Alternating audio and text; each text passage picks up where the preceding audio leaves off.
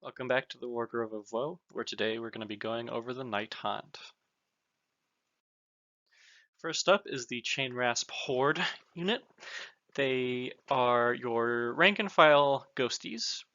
They have a stat line of 6-inch move, 6 bravery, but if the leader unit is still leader model is still alive, they have 10 bravery, 1 wound apiece, and a 5-up save. Their melee profile is okay at 1-inch reach, 2 attacks, 3 for the leader, hitting on 4s, winning on 4s, no rend, 1 damage. Like all Nighthuant models and units, they ignore any and all modifiers to save rolls. Additionally, if there's more than 10 models in your Chainrasp unit, you can reroll wound rolls of 1. Chainrasp Hordes are your cannon fodder. These guys are the ones you send up first to get slaughtered, so you can keep your backline protected and screen for your heroes and important units.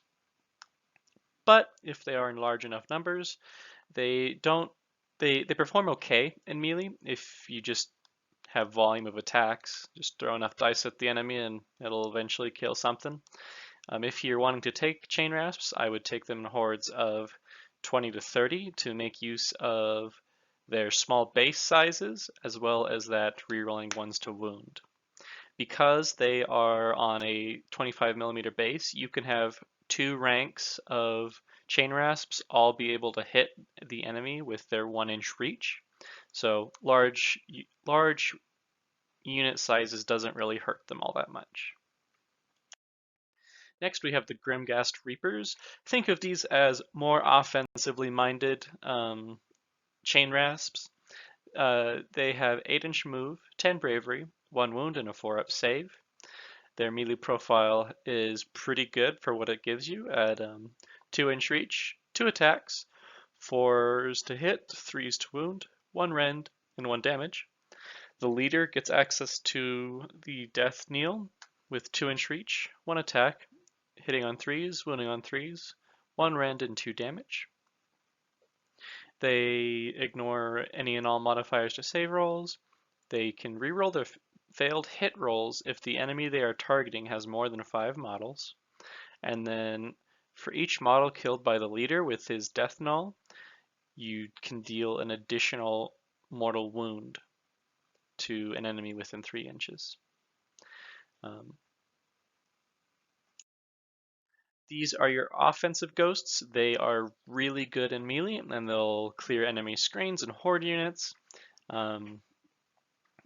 They're just better chain rasps. But they are more expensive, and they have a slightly bigger base. To maximize the effectiveness of them, I would take in squad sizes of 10 to 20. You can go to 30, but it'll be pretty expensive and in terms of point costs. Another tip is in combat, I would go ahead and attack with the death kneel first so you can get the unique ability off. Next up are the spirit hosts. These are flying spaghetti monster ghosts. They have a stat line of 6-inch move, 10 bravery, 3 wounds, and a 4-up save. Their melee profile is subpar at 1-inch reach, 6 attacks, 5s to hit, and 4s to wound. No rend, 1 damage. But it is made up for by their unique abilities. So they have the ignore all modifiers, but they also deal mortal wounds on hit rolls of 6. So you're basically throwing a lot of dice at an enemy and hoping for those 6s because they just deal mortal wounds.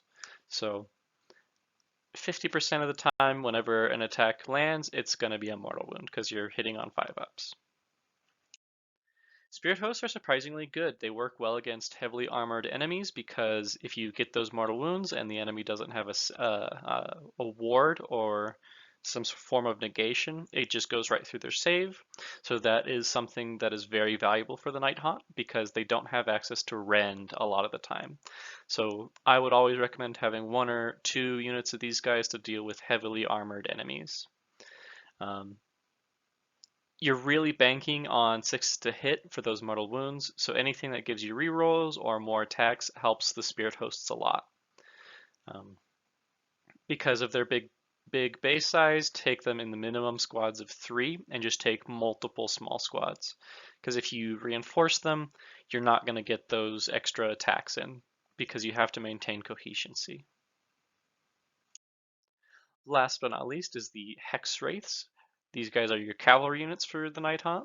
They have a 12-inch move, 10 bravery, 2 wounds, and a 4-up save. Their melee profile is pretty okay. They have 1-inch reach, 2 attacks, 3 for the leader, 4s to hit, 3s to wound, 1 rend, and 1 damage. The mounts are subpar when it comes to mount attacks. They have 1-inch reach, 2 attacks, 4s to hit, 5s to wound, no rend, 1 damage. They ignore all modifiers to their save rolls. 6s to hit on their scythes deal mortal wounds.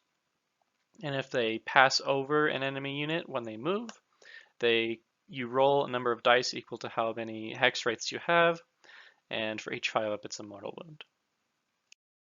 So these guys are your standard cavalry units. Cavalry is good to tag key enemy units. For example, if say the enemy has a very strong shooting unit, you can tag the Hexwraiths. Or you can tag the shooting unit with your Hexwraiths, so the shooting unit can only shoot at the Hexwraiths, or otherwise disrupt your enemy. I've seen Hexwraiths used as frontline troops if need be. They do fine in combat, but unlike most cav, they don't have an incentive for charging, so you're not really losing a lot if you just leave them in combat. They're still not the most efficient melee units you have access to, but they can if the need arises. Like most cavalry, you want to take them in squads of 5 because the base sizes really make larger units inefficient.